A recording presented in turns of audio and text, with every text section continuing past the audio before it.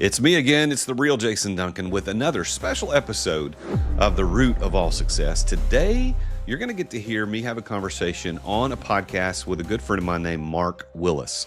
Mark has a podcast called Not Your Average Financial Podcast. He's a financial planner. He's an insurance investment professional. He is a really, really good guy, good dude. Has a great, very popular podcast called Not Your Average Financial Podcast. I've been a guest on it a couple of times.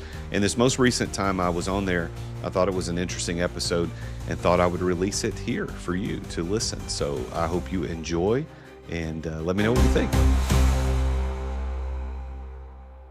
Jason, welcome back to the show. Glad to be back, Mark. Glad to have you. And, for folks that aren't aware, I want you to tell us just briefly kind of who you are, what you do. And for those that would like the full deep dive into Jason and his story, go back to episode 289, which was over 100 episodes ago. But he gives a much more in-depth on who he is. But just for those that didn't hear that episode, Jason, tell us who you are and the kind of work you do. So I'm an entrepreneur, of course, first of all, and a business coach. I work by helping my clients through my mastermind called the Exeter Club. And I help them get their time back and prepare their business for maximum exit valuation.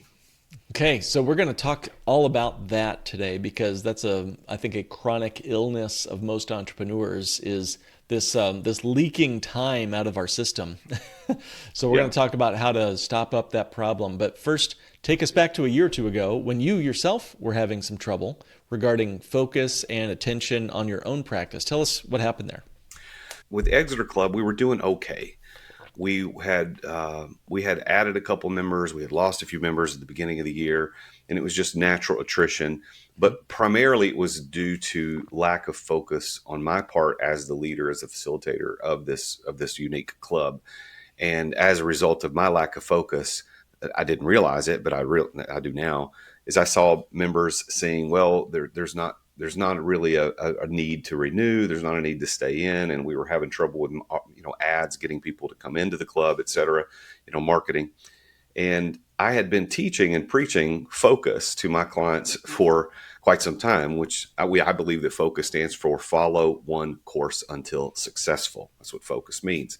And, we buy into this lie that the Instagram world tells us that, the average millionaire has 7 sources of income. But what they don't tell you, while true, what they don't tell you is that, but they all locked down the first one before they did any of the others. That's right. And so Exeter Club, it had not yet locked down income and revenue in a way that I needed it to talk about last summer, July. And in the meantime, here I am trying to purchase an RV and truck dealership. And because I love trucks, I love RVs, I thought, this is just another way to diversify my portfolio. But then I had this moment. It was in July of 2024. I had this moment of an epiphany that said, you're not focused. And if you just focused on this will give you everything you need and will provide all the benefit and value to your clients you could ever imagine. This being the Exeter Club? Yeah, the Exeter Club.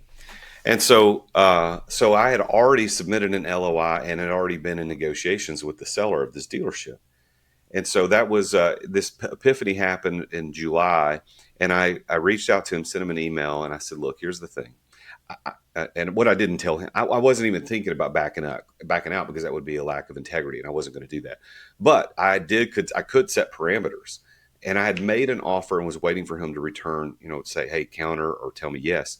And he had been dragging his feet. So I sent him an email and said, look, if you don't get back to me by July 31st, just know that is my last and final offer. There will be no more negotiations. This is all I'm going to do. If you're interested, I'll buy it. Well, he didn't get back to me on the July 31st. He did email me a couple of weeks later, but by then I'd already moved on. And since that moment, I nearly tripled membership in the Exeter Club. Everything started clicking because I started getting focused. Attention is, I believe, Mark, our most valuable resource. It's more important than time because while time once spent can't come back, the power of time is through attention. It's what we are paying attention to. And I think that's what the lesson I learned the hard way last summer. We talk about the 4 main currencies: time, energy, attention, and money. That spells team. And to me, I agree with you. I think attention and our interpretation of what happens around us can be one of the most valuable pieces to the puzzle. So interpretation of what we are paying attention to is almost as important.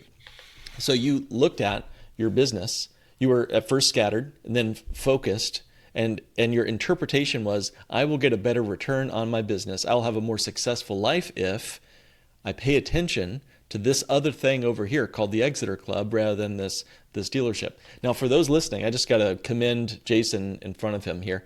He wasn't buying an RV, although you're totally fine to buy an RV. He was looking at a whole dealership.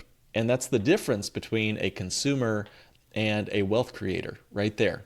Now, ultimately, it sounds like the dealership wasn't going to be a good fit. What was it about the Exeter Club that called you out and said, this is where Jason needs to spend his time, energy, attention, and money? So I believe that, I believe all of us have been given certain gifts by God, and those gifts are intended to be used to serve other people. And what I've known for a long time is that my gifts are of leadership and teaching. That's what I'm really good at. I enjoy doing that. And I can do it in service of others, whether I own a dealership, whether I own an ice cream shop, a cigar shop, or a coaching company. I can use teaching and leadership in any arena. But I had been blessed with the opportunity in leading this mastermind that I started in our first meeting was in January 2022. I've been blessed with leading a mastermind of really amazing entrepreneurs from all over the country. And I was getting to teach and I was getting to lead and I was changing lives. But because it hadn't yet provided the income or the revenue that I intended or wanted it to. Now I was paying the bills, things were going well, but it didn't hit that. I thought, well, I just got to go somewhere else to get this to make up the deficit or what I perceive as a deficit. But it was for me looking at this and so wait a minute, I've been given an amazing gift to lead and to teach these men and women in the Exeter Club, and it's stealing from them if I don't actually exercise the gift in a focused, attentive way. So that's when I made the decision. So I've got a certain recurring revenue number that until I hit that number, I'm not doing any other business venture. But as soon as I hit that number, I will buy something else. I will invest in some more real estate. I'll invest in whatever. I'll buy another business because at that point I've got my money is covered. My time is covered. My energy is covered. Now it's time to choose what I want to do next. Love it. Okay, and one more question on this great story, because I think it really unfolds the more you dig into what happened there.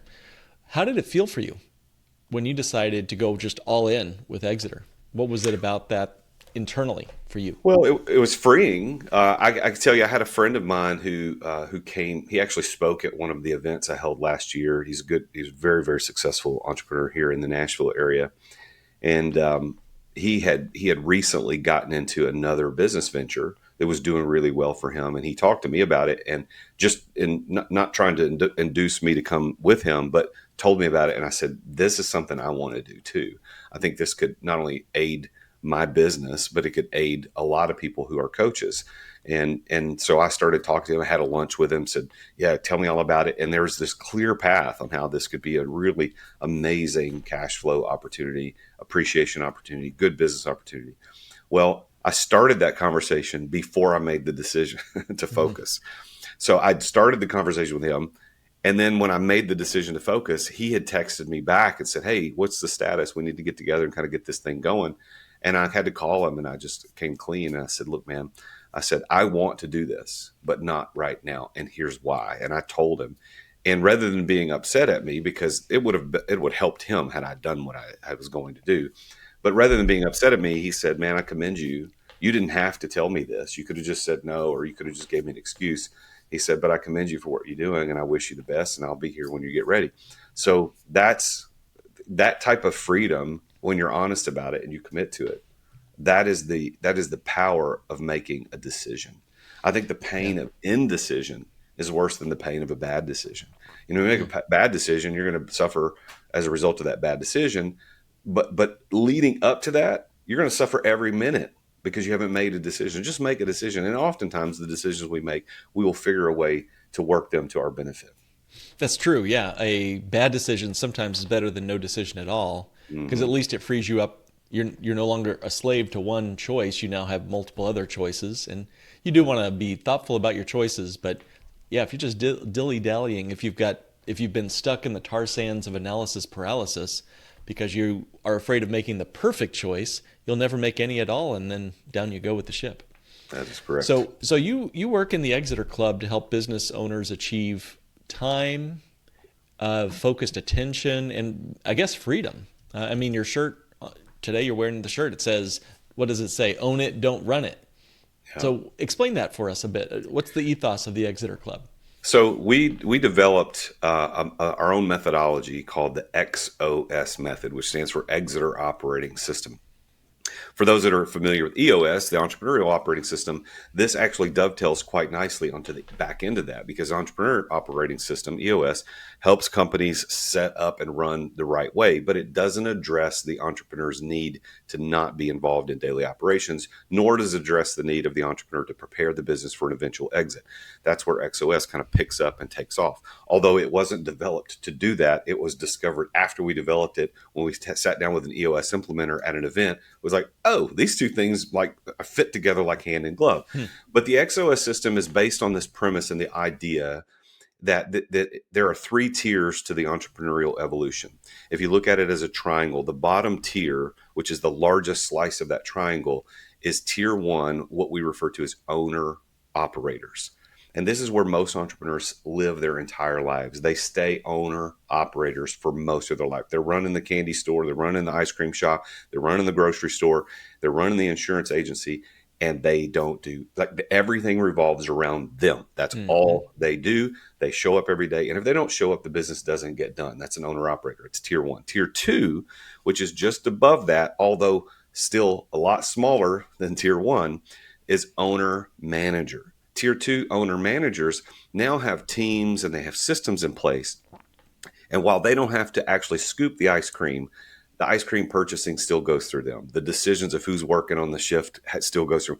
The management decisions still happen with the tier two owner manager. And some entrepreneurs, maybe 10% of entrepreneurs, reach that level. And then there's tier three, and that's the very tip of the top of that triangle. And that's tier three owner investors. Owner investors are not focused on activity. They're not focused on revenue. They're not focused on that. What they're focused on is the business as an asset. Just like any other, just like any other investor, if you're investing in real estate, you're not focused on landscape maintenance care. You're focused on the asset. What is this asset going to do and appreciate for me over time? And is it sellable? Can I leverage this to borrow money against it? Can I sell it to someone else? Can I bring in partners and raise? Can I have a cash flow or a cash infusion event if I sell a portion of this? That that is limited to maybe 1 or 2% of entrepreneurs that ever reach that. And the people who reach it, we know, generally speaking, who those people are. We got the Jeff Bezos of the world. We got the Elon Musk. We got the Steve Jobs. Those were tier three owner investors. Had they stayed tier one or tier two, we'd never know them. We'd never know their names. We'd never know their businesses. Now, you may never want to be a Bezos or a Musk or a Jobs, but I think your employees deserve you to get the business running in such a way that you're not necessary. Because if you get hit by a bus, what happens to the business? Well, Mm-hmm. everybody loses their job if you're a tier one or tier two entrepreneur. So I think we owe it to our employees to get there. So the ethos behind own it, don't run it is, are you running the business or do you own the business? Because if you're Mm-hmm. running the business, you're a self-employed job owner. You're not a business owner. And that's what we teach in the Exeter Club. Yeah, I say to folks all the time that you must be careful when you decide to become an entrepreneur that you don't merely just buy yourself the most expensive job you've ever had. And there's a lot of allure to becoming an entrepreneur, but there's a lot of risk too. Would you tell us some of the important mindset shifts you're seeing with some of the clients that you work with? Like, tell us some transformation stories of people who've gone from scooping that ice cream, to doing what you teach. So we have amazing clients in every industry all across the United States. We've got guys in Washington State, Oregon, California, Colorado, Florida, Connecticut, New Hampshire. I mean, literally everywhere in between, and they are in all different types of industries. But all of them they come with similar ideas and similar problems, but there's diversity in what they want to accomplish. Some guys are ready to sell today, and as a matter of fact, we can actually help represent a company through an acquisition. We can actually promote their companies. We have an M&A attorney, we have an investment banker, we have a financial advisor, a wealth manager. We've got these people on the team who can help go through that entire process. But here's the shifts that we see most commonly. What we see is before I came into Exeter Club, I was working X number of hours a week. Now, for everybody, X could be 40 and they only want to work 20, or it could be 60 and they only want to work 40. Whatever it is, X is a big number to them. They say, I've been working X hours a week. Let's say it's 60. I would like to get that down to 30 or 40. I'm missing time with my kids. I'm not spending enough time with my wife. I'm not spending enough time with doing my volunteer church work or whatever it happens to be. They've got this extracurricular that they realize.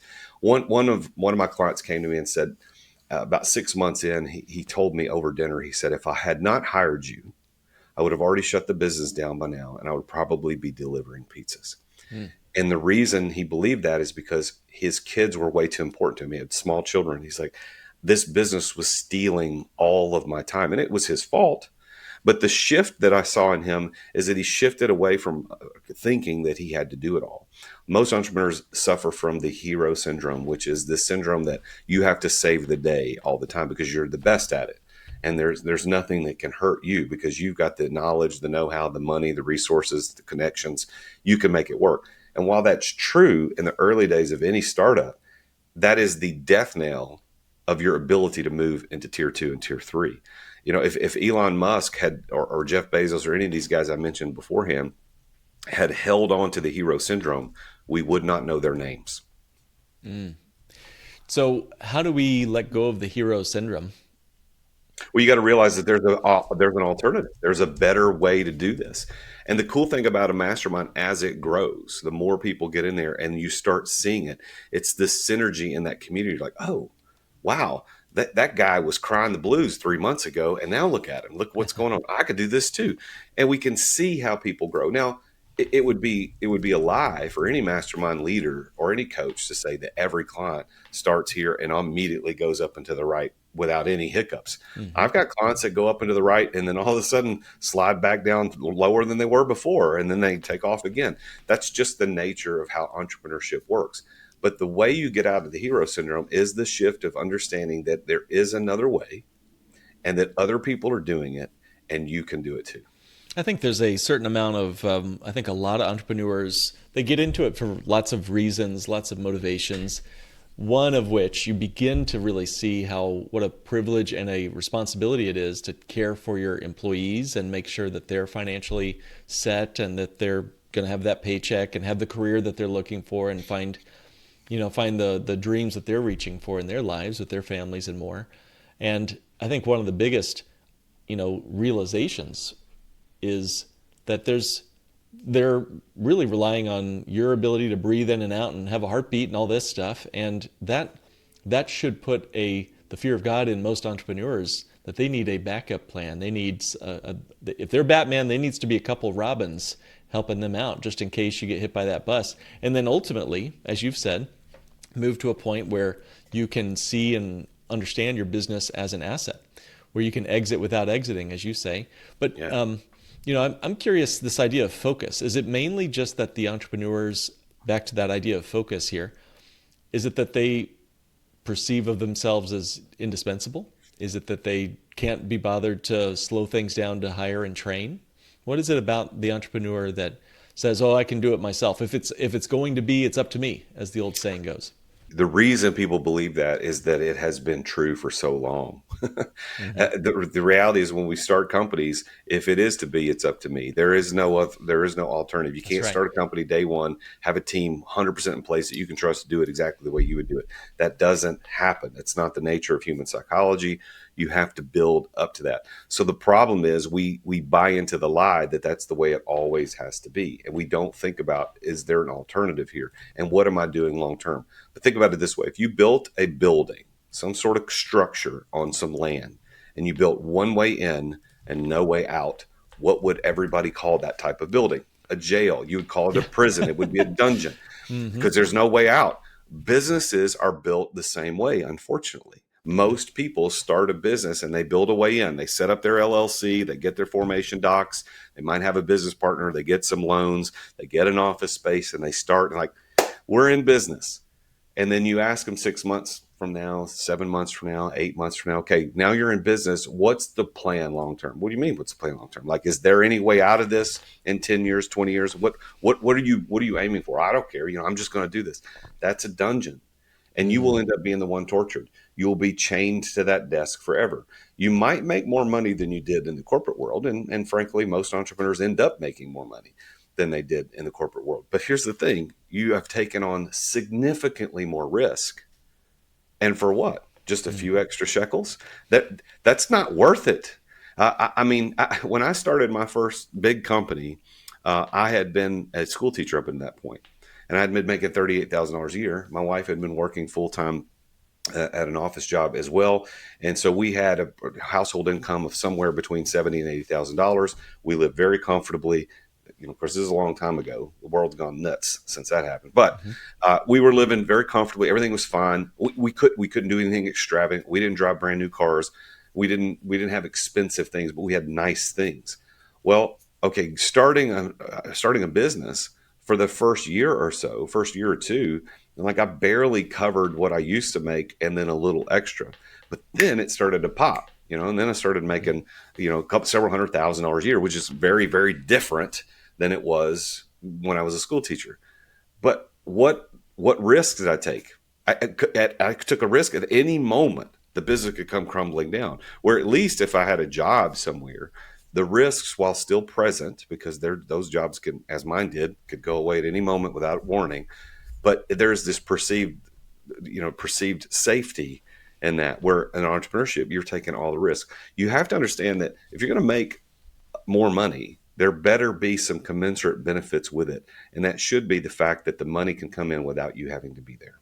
That's right. That's where I'm totally fine with the entrepreneur being 10x, 100x the income that the staff of that business might receive, because there had to be a reward for the risk that went into Yeah. starting that business. And sure, I think there's reasonable compensation to every employee. If you don't pay your employees well enough, they're going to go find somewhere where they're better treated and earn what they're worth, right?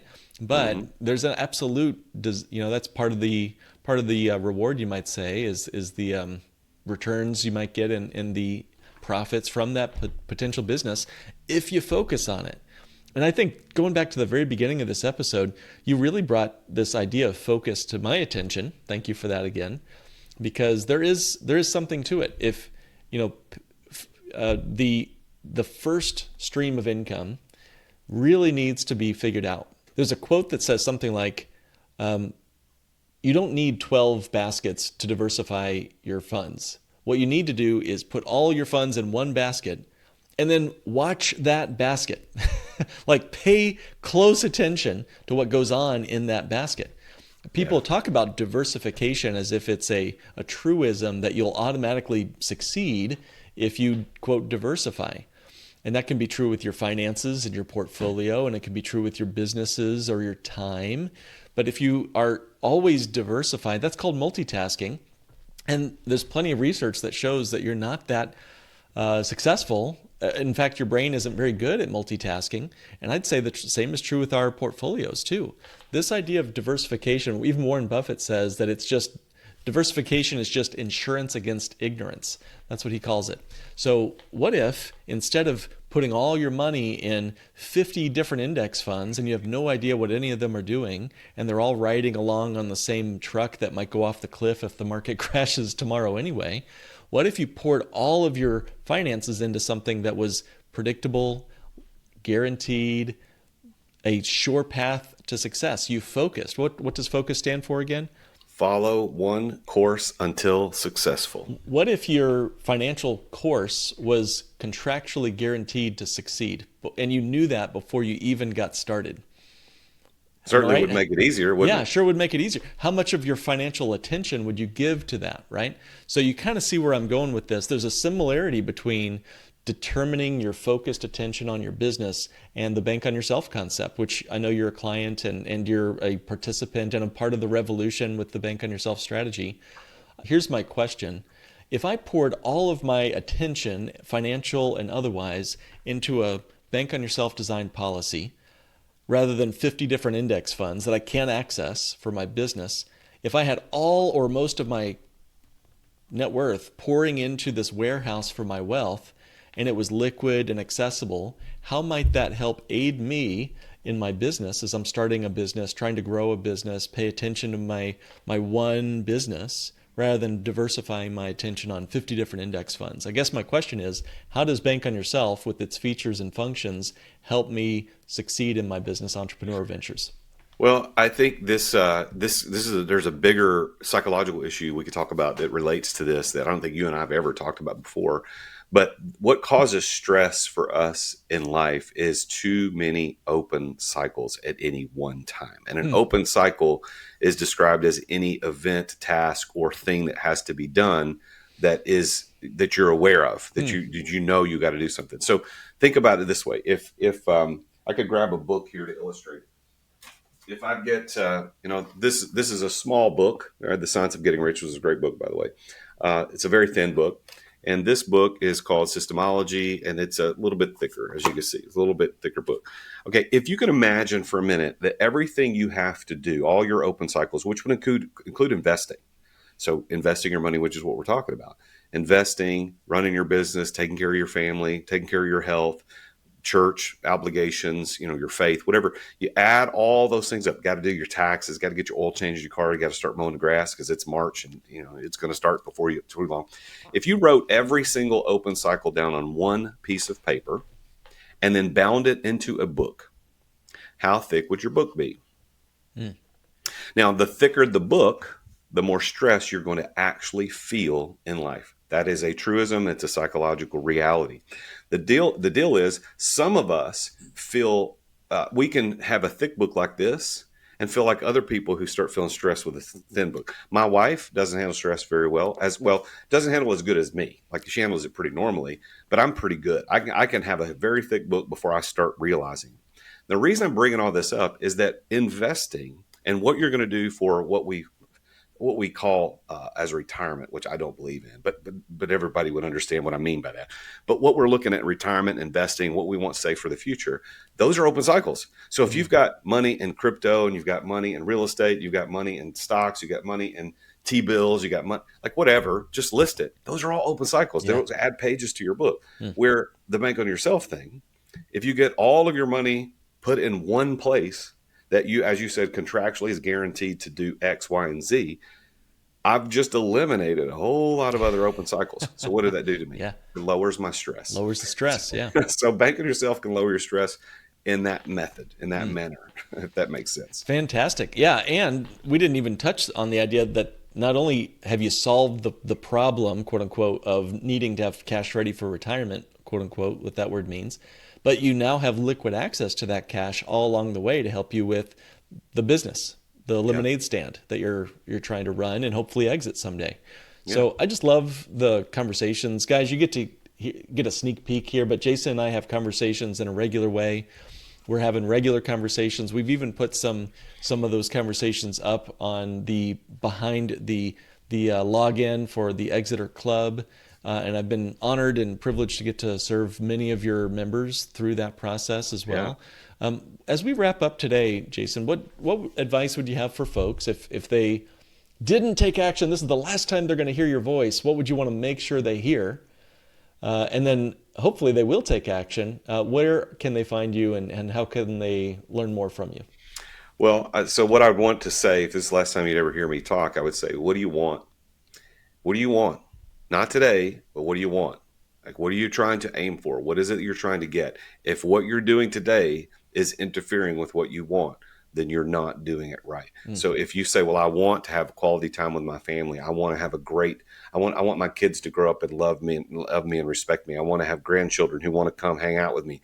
I want to have a comfortable life where I don't have to ask money permission to do anything. That's, by the way, one of my goals. Yeah. If that's what you want, then what are you doing today? Well, if you're working 60 hours a week, then you're interfering with what you want.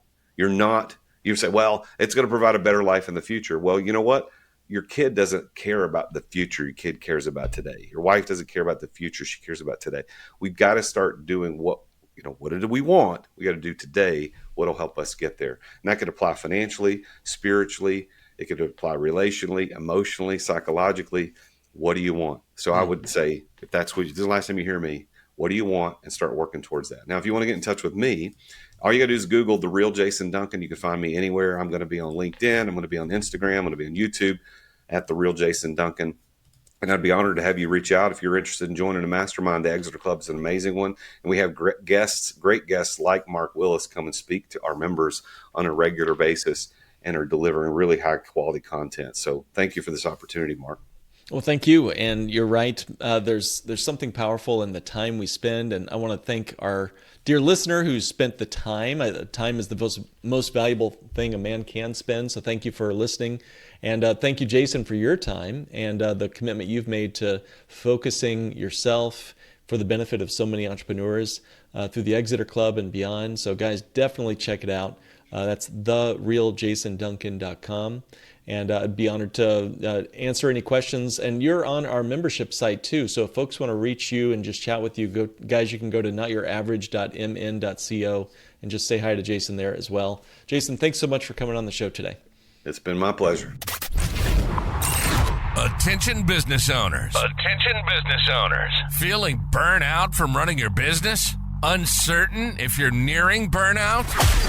Take our free 10-question business burnout test at businessburnouttest.com to discover where you stand. With just 10 quick questions, you'll learn how to immediately begin making changes to regain freedom and success. Cut your daily operations time in half. Improve your quality of life and prepare your business for your future exit without losing revenue or profit.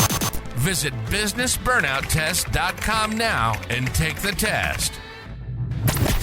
Thank you for listening to another edition of The Root of All Success with the real Jason Duncan. If you've enjoyed this week's episode, visit therootofallsuccess.com to access the show notes and other helpful resources. Follow Jason on social media at The Real Jason Duncan. See you again next time here on The Root of All Success.